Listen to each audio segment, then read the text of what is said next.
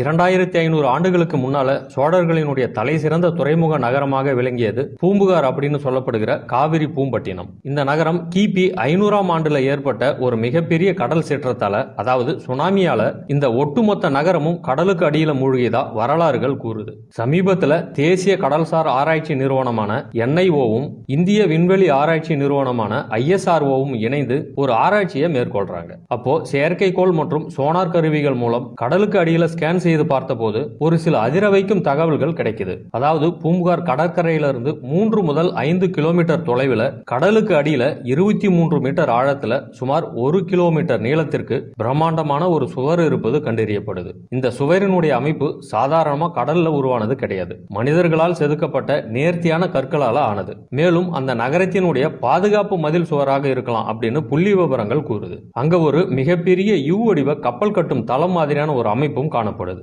ஆய்வு முடிவின்படி இந்த சுவர் கட்டப்பட்ட காலம் ஏறத்தாழ கிமு 3000 கிமு 5000 வரைக்கும் இருக்கலாம் அப்படின்னு ஒரு சில ஆராய்ச்சியாளர்கள் கணிக்கிறாங்க. அதாவது இது சிந்து சமவெளி நாகரிகத்தை விடவும் பழமையான ஒரு நாகரிகம் கடலுக்கு அடியில புதைந்திருக்கு அப்படிங்கறத உறுதிப்படுத்துது. மேலும் ஆச்சரியமான விஷயம் என்னன்னா, அங்க ஒரு மிகப்பெரிய குளம் போன்ற அமைப்பும் சிதிலமடைந்த வீடுகளும் 1 கிலோமீட்டர் சுற்றளவுக்கு பரவி கிடக்குது. இது கற்பனை அல்ல, நவீன அறிவியலால் நிரூபிக்கப்பட்ட தமிழர்களினுடைய வெளிவராத வரலாறு.